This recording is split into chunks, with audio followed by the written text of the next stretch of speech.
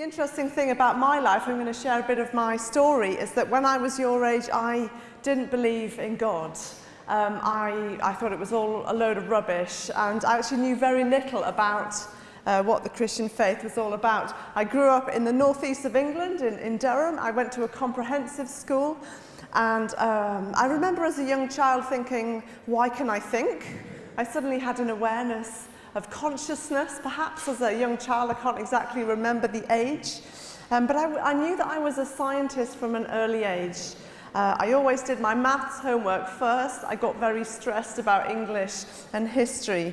And when I got to choose my GCSEs in that day, you could choose all three sciences, so I chose chemistry, physics, and biology. And around the age of 13 or 14, I decided that I wanted to do a PhD, because I loved the idea of working hard and stretching myself and really getting to the bottom of a matter and really getting my teeth into something. Maybe some of you here, you want to do a PhD, you know that already. It's never too young to decide. I went on to do biological science A-levels, chemistry, biology, maths with statistics. And when I was in my A-level biology class, my teacher handed me, I can't even remember the reason why, but she recommended that I read a book called The Selfish Gene by a man called Richard Dawkins. And so I remember picking up this book and reading that I am a carrier of genetic information, and the purpose of my life is to transmit that information to the next generation, and that's pretty much it. And that's very interesting. Then I went on to university, where I went to Bristol to study biochemistry, and I assumed, as perhaps some of you do today or have done in your past, that science and God are not compatible. I'd absorbed this kind of perspective somehow. In the first week at Bristol, I went to a Guerrilla Christian event, which is where there are a panel of Christians and you can ask them any question that you want to. And I went to this event and I put my hand up and I said, surely you can't be a scientist and believe in God at the same time. And I was given the answer that actually you can, that science and religion are operating on different levels, answering different questions. And this was rocket science for me. I had never heard anything like that. There was no Christian union at my school. There was no contact with Christianity on a school level. After this biochemistry degree, I went on to do a PhD in brain imaging. I decided that I wanted to study things that you can actually see with your eyes, whereas biochemistry you can't see a whole lot, and you have to wait 3 months for it to work its way out onto an agar gel. And so I moved on to do brain imaging before moving into the area of apologetics. And very often, when we come to questions like this, I think we're presented with a faulty dilemma. Today you have the title, Has Science Disproved God? Because it feels like you have to choose between God or science. And the thinking goes something like this: science is familiar and rational and demonstrable, and faith and religion is irrational, unfamiliar, and it's not demonstratable. You can't see it, you can't touch it. And since I have to choose between these two, I choose science. And this is an example of faulty logic, where you're forced to think it's either this or this, and there's nothing in between. And there are actually more options available. I want to unpack that by talking about 4 different ways in which the faulty dilemma presents itself. Firstly, believe in God or be a scientist. Maybe consciously or subconsciously, you've had the thought that if I want to be a scientist, I need to forget God. Leave him at the door when I walk into a lab or a science class. Well, I want to say that this is simply not what happens on a practical level. You see, when I arrived in Bristol, I realized that one of my biochemistry lecturers was a Christian, and actually a member of a church that lots of my student friends went to. And so I started meeting people that were in the scientific realm and also believed in God. And this was something I'd never encountered before. It's also been something, historically, there have been many scientists who believe in God. People like Kepler, Galileo, and Newton. They were people that they believed in God, and it was their belief that there was a God that drove forward and inspired their science. They expected to find order in nature, in the natural world, because they believed there was an orderer behind it, making things repeatable and stable and testable. And C.S. Lewis has this quote that men became scientific because they expected law in nature, and they expected law in nature because they believed in a lawgiver. And today, there are practicing scientists on both sides of the debate. You might look at three people that have influenced my thinking quite a lot are John Lennox, a professor of mathematics at Oxford, Alistair McGrath, a professor of science and religion at Oxford, and Edgar Andrews as well, who has also written a really helpful book, Who Made God? Check those out. They should be on the bookstores. And there are scientists on both sides of the debate. If you look at someone like Francis Collins, who is the director of the National Institute on Health in the USA, he is a Christian. And the previous head of the National Institute on Health in the US was someone called Jim Watson, who co-discovered DNA along with Francis Crick. Collins is a Christian. Watson is an atheist. They're both top-level scientists. And what divides them is not their science, but their worldview, the lens that they look through and make sense of the world. And a worldview is not something that you decide you're going to get one day when you wake up in the morning. You absorb it. We absorb it from the books. The selfish gene that I was handed as a 17-year-old, the movies that we watch, the books that we read, the radio programs that we listen to, the podcasts, the things that we see on Facebook and Instagram, these all form and shape the perspective that we have. But the reality is that there are scientists on both sides of the debate. Atheists who say science has displaced God, and theists who say science confirms their faith in God. And there are people of all ages and stages in this. And I want to show you a quick video of someone called Anna, who is coming to be a doctoral. She's about to start a PhD in physics. And she's also a Christian, and here's a bit of her story. What I really want to do is I want to make people think for themselves. And sometimes asking questions is really scary because you don't know if there is an answer, or you don't know if the answer is something you want to face up to. I find my physics is an act of worship to God. I'm studying his creation. I'm trying to find out how he did it, what went through his mind when he spoke the world into being. For me, the two go hand in hand. If you're studying science, the obvious question is, well, what's behind the science? I think if they're willing to question science, they'll lead them on to question God. If you're serious about apologetics and reaching our generation, what's the loudest voice in our society? It's the science voice that has the strongest impact, that people listen to, that people trust. So actually becoming all things to all men, for me that meant training as a scientist, becoming one of them. When I'm doing my work, I really feel like I'm doing it with God. Like, I go into my exams and it's not me doing an exam, it's me and God doing this together. It's just a strong sense that I am where I'm supposed to be. This is what I'm supposed to be doing. I'm Anna and I'm 22. I've just finished my degree in physics at Orr-Ewing, and in October I'll start here at Oxford doing a PhD in the materials department, trying to find out how far the weirdness of quantum mechanics extends into our everyday world.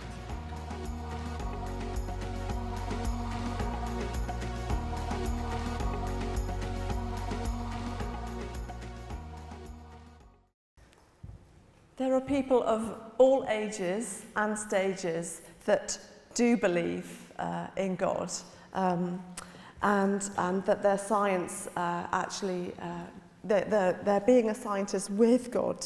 And so the battleground really isn't between science and God, but it's a battleground of worldviews, the perspective that you have on life, the lens that you look at life through and try and make sense of it. And it's really between theism, atheism firstly, that says matter is first, and mind and everything else came from matter, compared with theism, which says mind is first. That came first. In the beginning, God, the mind of God, and then matter, molecules, atoms, and everything else came after that. Let's look at another faulty dilemma that we often face. A scientific mechanism, or God did it. It's like we have to choose between a scientific explanation or a spiritual explanation. Well, that's a bit like asking someone to choose between these two reasons of why Minecraft exists. Either because programming languages have been invented, or because Marcus Persson, the creator, the brain behind it, exists.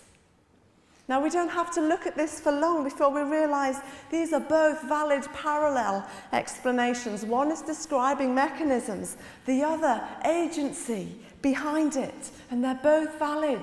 They can operate in parallel. One doesn't exclude the other. There is no logical conflict between science that uncovers mechanisms and the existence of God who created and sustains the world. I want to give you 3 examples of the scientific mechanism, or God did it, faulty dilemma. 3 ways that it plays out. Firstly, in the Big Bang, we already had a question about this in the Q&A. The Big Bang, or God did it? Which one is it going to be? You don't have to choose. But some people force us to think that we do. Someone like Stephen Hawking said, because there is a law such as gravity, the universe can and will create itself from nothing. In other words, now that we have the laws of physics, we don't need God. But the reality is that laws can't create anything on their own. They can only operate on what's already there. They need atoms, they need molecules. And discovery of the laws of physics, however wonderful, only pushes the question even further back. How did those laws come to exist then? You see, the Big Bang may help us answer how the universe got started, but it cannot answer every question that we have about the start of the universe. It can't answer the question, why does the universe exist? For those questions, we need to go elsewhere for our answers. And as I said in the Q&A, the Big Bang suggests the universe had a beginning, which is in agreement with what the Bible is saying. Here's a scientific discovery that agrees with this ancient book that also offers a perspective on life as to why we are here. Another way that this plays out is in the evolution debate. We have to choose between a naturalistic explanation, evolution, or God did it. This was a huge question for me. I arrived at Bristol to study biochemistry, and this I've included here. This is one of the early pages of one of my biochemistry textbooks, and you have a kind of primeval soup at the top with electrical activity and gradually be developing more and more complexity, and eventually you end up with humans. And I was made to think, am I being asked to choose between this mechanism or this God that I'm starting to think about? I want you to know that Christians believe a number of things about these early about how the universe and how biological life began. Some would take a literal approach to the early chapters of Genesis, saying that the earth actually is young and there are mainly supernatural processes involved. Others would accept that geology tells us that the earth is very old and the universe is extremely old, and that there are natural and supernatural processes involved. This is called old earth creationism. And then there were others that would accept some or all of the evolutionary theory offered by Darwin as a mechanism, but say that the 6 days laid out in Genesis are 6 very, very, very long periods of time. And this is a position called theistic evolution. A process, though, that as Christians we would believe was started by God and guided by God, and therefore is different from an atheist perspective who would say that it's blind with no ultimate purpose. We would say, no, there is purpose because it's been overseen by God. The purpose of creating a beautiful world and people who are made for relationship with Him. And so this is really, this is an area that Christians talk about a lot, and for some reason it's a really heated topic. But for me at the time when I was wrestling with spiritual questions, I discovered that this same biochemistry lecturer who was a Christian also believed in this perspective of theistic evolution. I'm not saying it's the only perspective to have, and I'm not saying there aren't problems and things that need working through with that. But for me at that point, I felt like God was saying, you do not need to choose between what you are hearing in the laboratory and what I am saying. And I would like to have a relationship with you. But you do not need to choose. You don't need to choose. This was so helpful for me at the time. This does not need to be a blockage for you. If this is a reason why you're not considering God, don't let it be. Because Christians believe all kinds of different things and debate these matters. And there's so much more that we could say. Christians would accept some or all of the Darwinian theory as a mechanism, but would say, look, it can't answer all of our questions of life. And so we're not going to kind of press it beyond where it can go. We'd say it helps us explain why there's biological diversity in the world, but it can't explain that we enjoy listening to music just because our ears have evolved to detect certain frequencies because they resemble what our predators used to sound like. You know, that might be one level, but that's not the whole reason, is it? We have to go elsewhere to get answers to those kinds of questions. So we don't want to push it beyond where it can really go. And evolution offers us a mechanism, but it does not need to be either evolution or God. Do not allow yourself to be forced to choose that way. Another area, very briefly, is, and this is a hot topic at the moment, people are thinking more and more about neuroscience. Religious experience, is that not just brain activity? And there are all kinds of studies now that say, well, when you're having a religious experience, these areas start lighting up. And that perhaps that means that it's just all in your head. Well, you also know that brain areas light up when you're in love. And you can see those in an MRI scanner as well. But that doesn't mean romantic love isn't possible. That doesn't mean my husband doesn't love me. It just says that there are physical mechanisms that explain some of these phenomena. And just because a supernatural thing is happening with God doesn't mean there aren't natural processes. In fact, if this is real, you would hope there'd be some concrete things going on in my brain to back it up. I'm pleased that there are brain areas that light up when you're having a religious experience. Fantastic. You can have both. Let's move on to a third area. Miracles or science.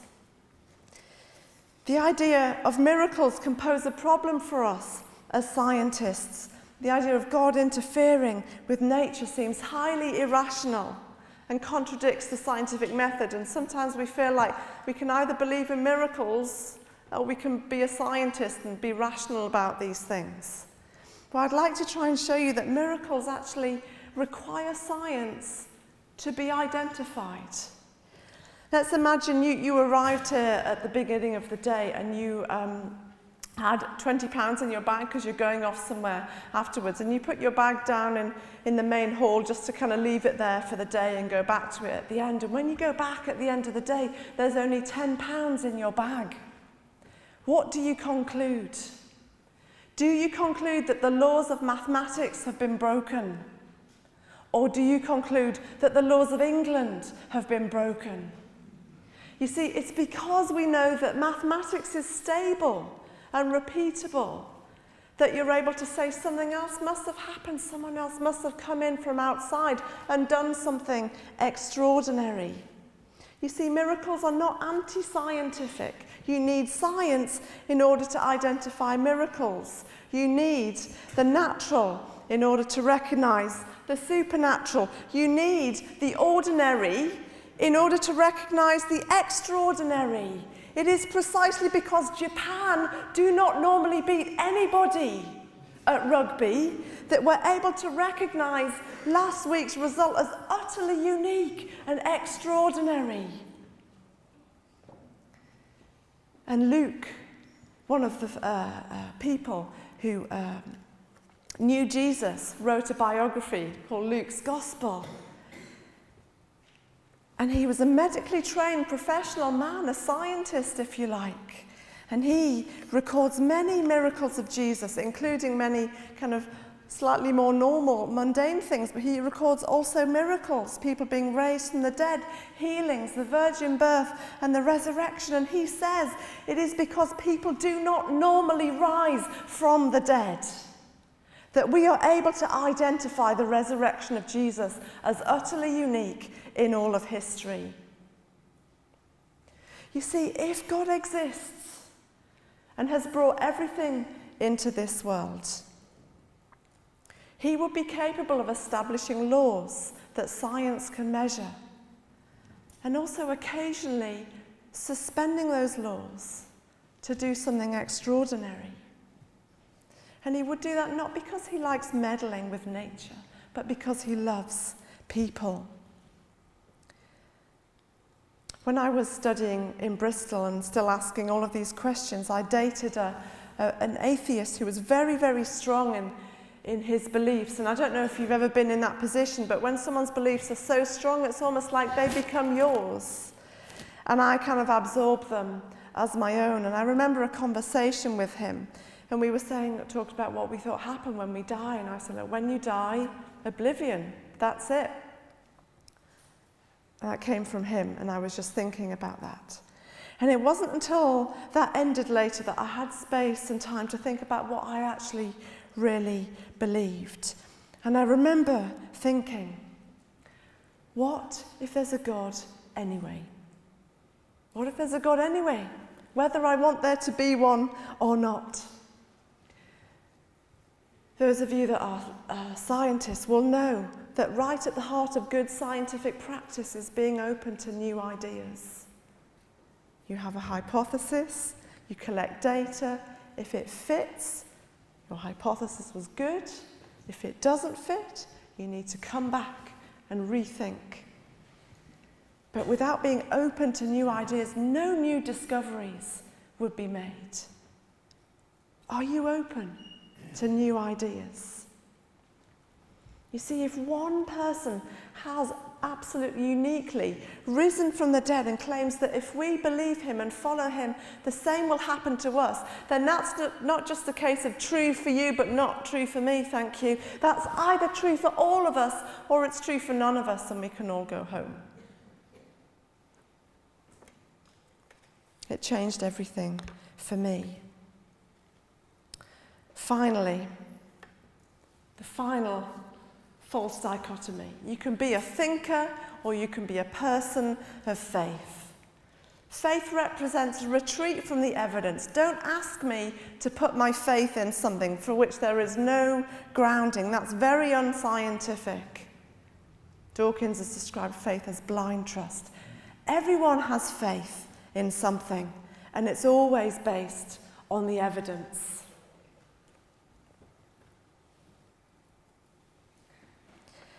Scientists exercise faith, believe it or not. Every time they step into the lab, every time they design a new experiment, every time they submit a new application for research, they are exercising faith that the world will continue to be ordered and that their minds will continue to be able to make sense of that world. Scientists exercise faith all the time. And we also exercise faith in daily life. And it's always on the basis of the evidence. Let me explain. I'm a runner, and in December I was out running last year, and it was dark, and I fell and landed on my chin and ended up needing stitches in the local hospital. And so we went to the A&E department, and the doctor was getting ready to sort of starting to sew me up. And I started chatting to him, saying, "So how long have you worked here?" And he said, "Oh, well, I'm just coming to the end of my 6-month rotation." And basically, I realised that I was talking to a junior doctor. And what happened to my level of faith in him? It went down. Why? On the basis of the evidence that he was new to the role, had less experience, was about to sew my face back together. Later on, a more senior doctor came in and started to help him. And my faith in him went up. Why? Because he had more experience, more qualifications, and was more likely to do a good job. You see, faith is always, whatever realm you are talking about, is always precisely on the basis of the evidence. And I hope today you are having a variety of evidence presented to you as good reason to put your faith in the person of Jesus Christ. He doesn't ask us to take a blind leap of faith into the dark. Examine the manuscript evidence that Amy talked about, the natural evidence that motivated those early scientists, the beauty that we see in our world, the historical, archaeological evidence. Examine the evidence and go where the evidence leads. And just as I close, this same person, the person of Jesus, at the beginning of one of the biographies about him, is referred to as the Logos, the Word. It kind of means the Word, the reason, and that's the root that we get logic from, the Logos. And I believe that following Jesus Christ is the deepest expression of what it means to be rational. It doesn't mean taking a lobotomy and becoming suddenly some irrational person. It means becoming the person that God had in mind when he made you, but without all the stuff in the way. God is not just pro-science, not just pro your science, but he is the one who makes it possible, who created the order in the natural world and in the human mind to make sense of it. You don't have to leave him at the door of the lab. He is there already. He welcomes you. And I decided to follow Jesus. Halfway through this biochemistry degree, I didn't have all the answers. I grilled quite a lot of people. But I never looked back, and it was incredible to enter back into the lecture theatre, back into the lab, knowing not just the mechanisms, but the God behind it all, who could also be known.